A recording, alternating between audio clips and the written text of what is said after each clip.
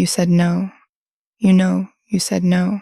You remember the exact moment, the slight tension in your chest, the way you softened your voice, the way you shaped the words so carefully so they wouldn't land too hard on the other person. And still, they kept going. They asked again, or they laughed it off, or they simply acted as if you hadn't spoken at all. And later, when you were alone, you felt that familiar ache, the one that isn't quite anger and isn't quite sadness, the one that whispers, "Why does this keep happening to me?" This is the INFJ soft no, and there is a reason people keep crossing it, a reason that has nothing to do with your worth and everything to do with how your inner world shapes the way you speak. Let's name it first.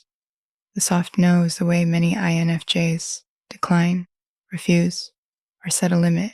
It doesn't sound like, oh, no. It sounds like, I'm not sure.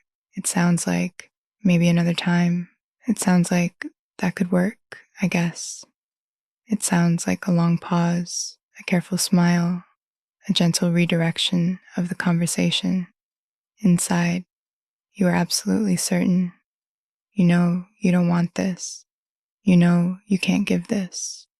You know this crosses something in you. But by the time it reaches your mouth, the no has been softened, layered, wrapped in so much emotional cushioning that the other person often doesn't recognize it as a no at all. And here's the painful part. You didn't do this by accident. You did it on purpose. You did it because you could feel, before you even spoke, how your no would land in their body. You could sense their disappointment before it happened. You could imagine their face falling, and something in you, something ancient and deeply wired, decided to protect them from the full weight of your refusal. To understand why, we have to look at what's actually happening inside you when someone asks something of you. The psychologist Daniel Batson, who spent decades studying empathy, describes something called affective empathy, the capacity to feel what another person is feeling, almost as if their emotion were happening inside your own body. For most people, this is a mild experience, a flicker, a note of understanding. For INFJs, it is often something closer to full simulation. When you imagine the other person's disappointment, you don't just imagine it, you feel a version of it in your own chest in real time. So when you go to say no, you are not just choosing your words. You are managing two nervous systems at once, yours and theirs. And the no you speak has to be soft enough that the imagined pain, the pain you can already feel echoing inside you, doesn't become too much to bear. This is not weakness. This is not people-pleasing in the shallow sense. This is a nervous system doing an enormous amount of invisible emotional labor before a single word leaves your mouth. But here's where it breaks down. The softer your no becomes, the less it reads as a no to the other person, especially to people who don't share your sensitivity, especially to people who communicate more directly, more bluntly, more literally. To them, I'm not sure means convince me. Maybe another time means try again later. A long pause means she's thinking about it. They aren't necessarily disrespecting you. Many of them genuinely do not hear a refusal in the words you've chosen, because you didn't put a refusal in the words.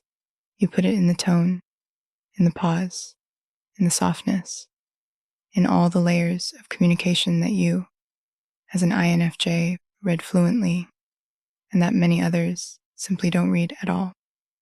So they keep going, and you feel unseen. And each time it happens, a quiet resentment builds, not loud, not dramatic, just a slow accumulation of small moments where your inner truth was overridden by someone else's inability to read what you didn't quite say. Carl Jung wrote about the introverted, intuitive, the type most closely associated with INFJs, as someone whose primary orientation is inward, toward meaning, toward the unseen layer beneath the surface of things. You live in that layer. You communicate through that layer. You assume, often without realizing it, that other people can access it too. They usually can't, not because they are shallow, not because they don't care, but because their attention lives in a different place, the place of literal words, direct statements, explicit signals. And this is the quiet grief of the soft no. You spent so much energy protecting them from the sharpness of your truth. And in the end, the truth didn't reach them at all. You carried the emotional weight of both sides of the conversation, and you still walked away feeling unmet.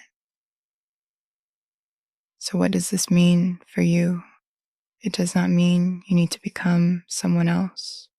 It does not mean you need to harden or become blunt or say no like a person who doesn't feel the impact of their words.